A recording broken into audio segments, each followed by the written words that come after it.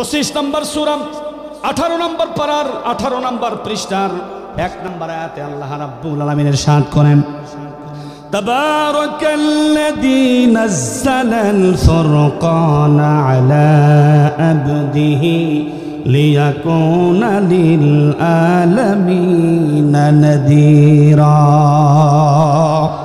বলুন আল্লাহু আকবার। বীরের মতো এভাবে নয়, সিংহের মতো বলুন তো আল্লাহু আকবার।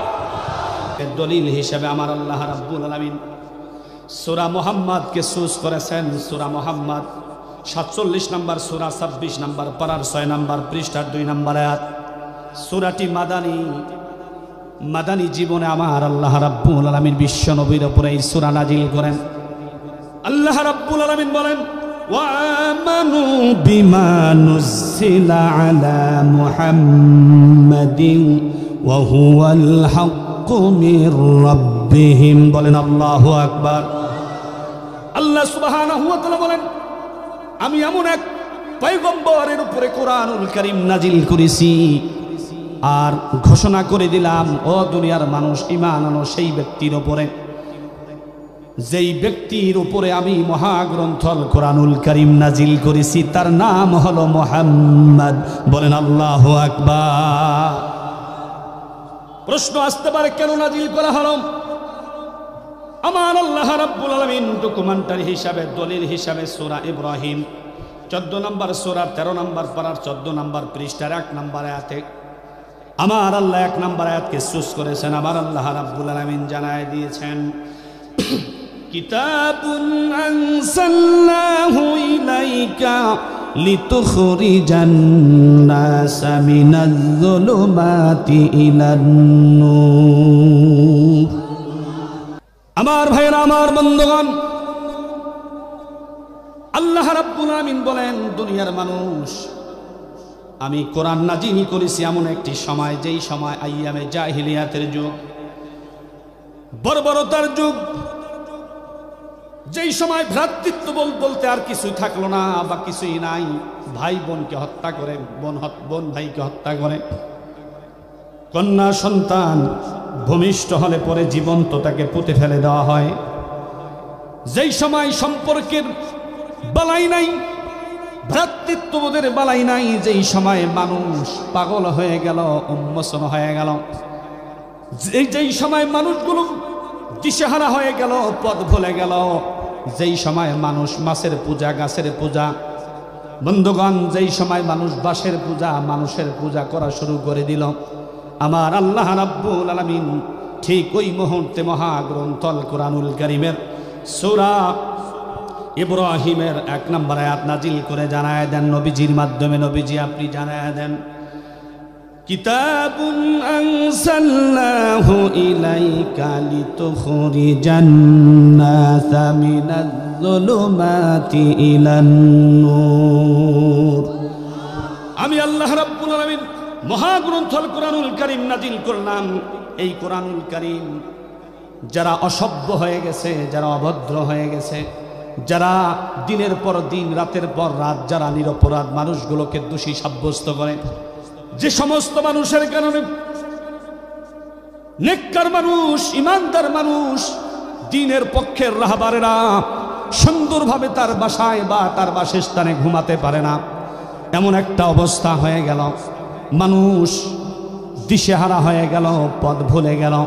আমার আল্লাহ নবীজির মাধ্যমে এই সূরা নাজিল করে, এই আয়াতে কারিমার অংশ বিশেষ নাজিল করে জানায় দেন, নবীজি আপনি জানায় দেন, এই কোরআন নাজিল করার পেছনে কারণ হলো অসভ্য এবং অভদ্র মানুষ যারা আছে, এই মানুষগুলোকে আলোর পথ দেখাবার জন্য আমার আল্লাহ রাব্বুল আলামিন আজ থেকে 1400 বছর আগে এই কোরআন নাজিল করে।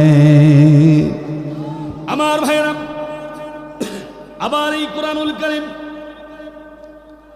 প্রশ্ন আসতে পারে, এই কোরআনুল কারীম যে আল্লাহ রাব্বুল আলামিন নাজিল করেছেন, এই কোরআন কি একবারে বিলকুল সহি, নিট অ্যান্ড ক্লিন? প্রশ্ন আসতে পারে কিনা বলেন?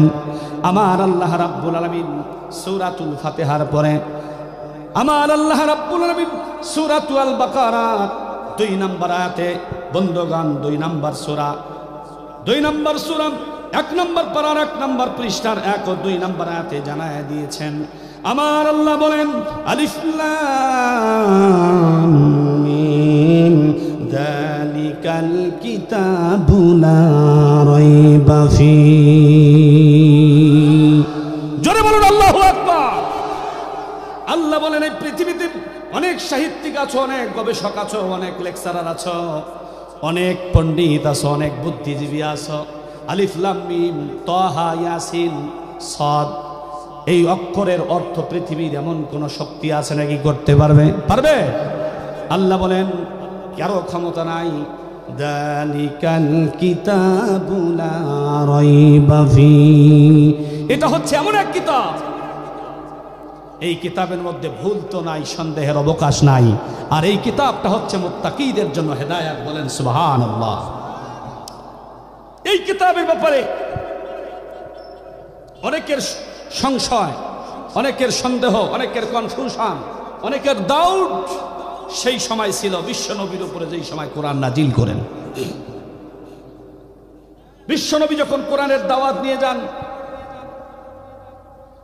সম্মানিত ভাইরা, সেই সময় বিশ্ব নবীকে কিছু মানুষ বলতে লাগলো যে এই কিতাব, যেই কিতাবের আলোচনা বা যেই বক্তব্য মোহাম্মদ নিয়ে আসে এটা মোহাম্মদের মন গড়া, এটা আল্লাহর দেয়া তৈরি হতেই পারে না।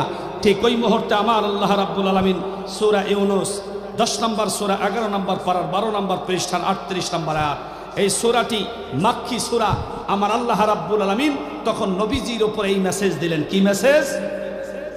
আল্লাহ রাব্বুল আলামিন বলেন আমি ইয়াকুলুনা ইফতারাহু কুল ফাআতু বিসূরাতিন মিথলিহি ওয়াদউ মান ইসতাতা'তুম মিন দুনিল্লাহি ইন কুনতুম সাদিকিন।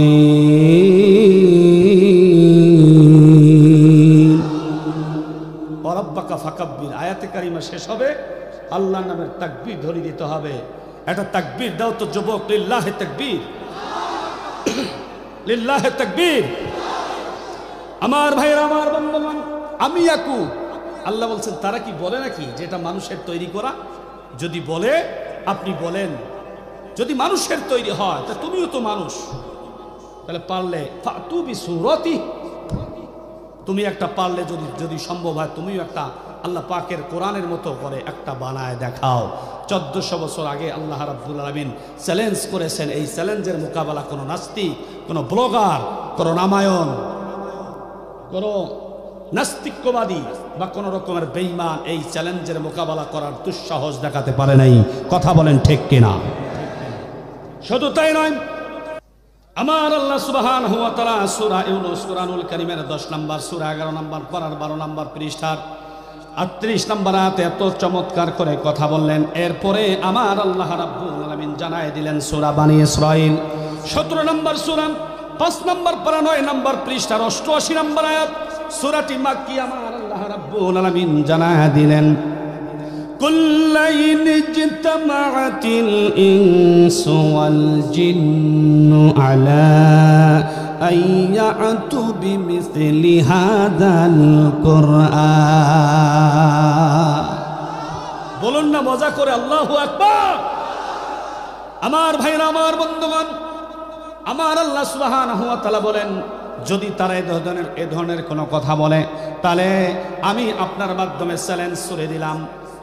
কুল্লাইন ইজতামাআতিল ইনসু ওয়াল জিন, আমি तमाम পৃথিবীর মানুষ এবং জিন জাতিকে চ্যালেঞ্জ করলাম, যদি তারা মানুষ এবং জিন আল্লাহর শক্তি ব্যতীত তারা যদি এক প্ল্যাটফর্মে এসে আমি রব্বে কারীমের মতো শুধু বড় টোটাল কোরআন নয় একটা ছোট্ট সূরাও যদি লেখার জন্য বসে যায়, আমার আল্লাহ বলেন লা ইয়াতুনা বিমিসলিহি ওয়ালাউ কানা বা'দুহুম লিবা'দিন যাহিরা। তাদের হায়াত শেষ হয়ে যাবে, তাদের জীবন শেষ হয়ে যাবে, নষ্ট হয়ে যাবে। তারা আল্লাহর কোরআনের মতো করে একটা ছোট্ট সূরা বানাবার ক্ষমতা কারো আছে নাকি? পারবে? পেরেছে কেউ? সম্মানিত ভাইরা, আমরা সেই কোরআন জানার জন্য এসেছি, শোনার জন্য এসেছি।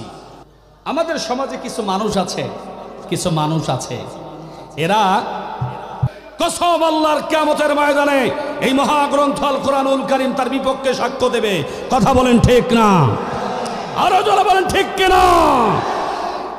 সুতরাং আমি বলতে চাই, আমরা কোরআনের পক্ষে আছি, কোরআনের পক্ষে থাকব, আমরা কোরআনের পক্ষে থাকব, কোরআনের পক্ষে আছি, কোরআনের পক্ষেই ছিলাম যতদিন এ দেহে শ্বাস প্রশ্বাস বহমান থাকবে। কসম আল্লাহর, এই কোরআন নিয়েই আমরা ইনশাআল্লাহ জমিন ছাড়ব। কোরআনের বিরুদ্ধে যারাই কথা বলবে, ইসলামের বিরুদ্ধে যারাই কথা বলবে, আমার রসুলকে নিয়ে যারাই ব্যঙ্গ করার দুঃসাহস দেখাবে, আল্লাহর কসম জীবন শরীরের ভিতরে থাকতে তা মেনে নেওয়া হবে না। প্রয়োজনে স্ত্রীকে বিধবা করতে রাজি, প্রয়োজনে সন্তানকে এতিম করতে রাজি, প্রয়োজনে ফাঁসির মঞ্চে যেতে রাজি। কোরআন বিদ্বেষী ইসলাম বিদ্বেষীদের কাছে আপোষ করব না এবং তাদের কাছে মাথা নুয়ে দেব না, বাতিলের কাছে মাথা নত করব না, মাথা নত করব না, মাথা নত করব না। কথা বলেন ঠিক কিনা?